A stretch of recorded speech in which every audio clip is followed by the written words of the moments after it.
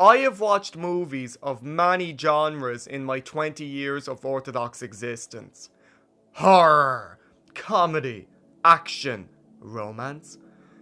But one of the most visually striking and creative ones to me has always been animation.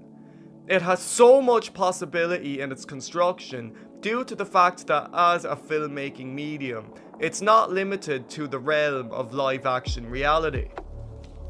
Whether it's 2D hand drawn, 3D CGI, or any form of stop motion, there's always something surreal and colourful about animation that live action honestly just doesn't capture. This brings me to Adam Elliott's beautifully animated and unique claymation film from 2009, Mary and Max. A film that is colourful without much colour. In my opinion, Mary and Max is a very unpredictable gem of filmmaking because of how Adam Elliott, the film's director, expertly meshes multiple emotional themes together in such a meaningful relatability to the story without being convoluted or hard to follow. The story is quite simple but effective. It follows the two leads, Mary Daisy Dinkle and Max J. Horowitz, two people with very different genders, age, nationality, etc., but very corresponding lives. Mary is a child from Mount Waverley, Australia, who feels lonely, sad, and excluded on a daily basis. At school due to bullies mocking her birthmark that resembles feces, and at home due to her alcoholic mother and neglectful father, never properly taking care of her. Max is a middle-aged obese man who lives in New York, who has Asperger's syndrome, which makes it hard for him to communicate on a social level. He's also Jewish and he shares Mary's melancholy emotions and lonely life every single day. Both characters also love a show called The Noblets. Thus, their two lives are similar in some ways, but vastly different in others.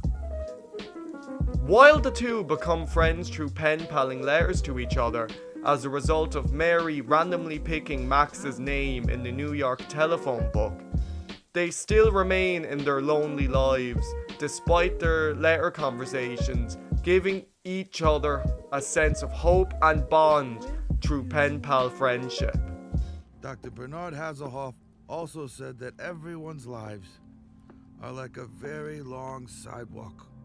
Some are well paved, others, like mine, have cracks, banana skins, and cigarette butts. Your sidewalk is like mine, but probably not as many cracks. Hopefully one day our sidewalks will meet and we can share a can of condensed milk. You are my best friend. You are my only friend.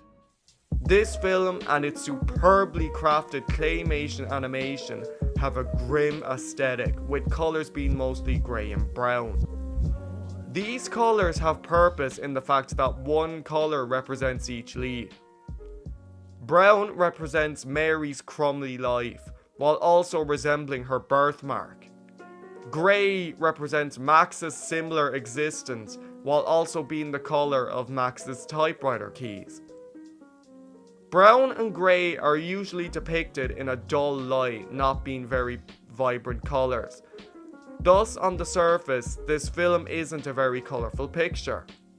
Despite this, the personal story of two emotionally close but physically distant friends is appealing because these two characters have distinct personalities that are not grim or boring.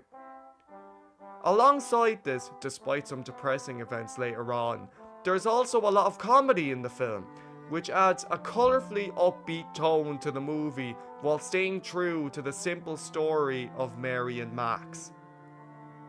The film is great at combining multiple tones together like this, such as comedy, depression, bullying, happiness, mental disorders, and friendship, while still working as one strong narrative.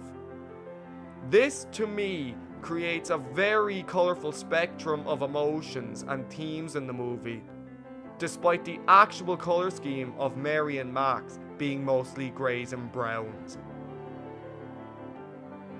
While most of the movie represents what I discussed here, it's the ending that truly shows this in such a perfect manner. Mary grows to be the mother of her new child and she goes to visit Max in New York. What she finds when she sees him is both sad but uplifting. Max is dead, sitting on his chair, which is emotionally sad, of course. But Max also has a happy smile on his face as Mary wonders why. Then she looks up into the same direction Max's face is looking at, as she finds every single letter she ever wrote to Max on his ceiling. Then, on that bittersweet note, the film ends. This ending shows my point because while Max being dead is sad and depressing obviously, the fact that Mary is beside him physically without the distance of letters, and she sees all her letters to Max, creates a very happy ending full of positive emotion anyway, showing the spectrum of emotions that Adam Elliott combines perfectly in this movie to create a unique story and ending all its own, while showcasing this with beautiful animation and a purposefully dull colour scheme to make the characters stand out that much more. I highly recommend this movie to everyone, well, except maybe very young children. It's dramatic, funny, sad, happy, silly, and deep.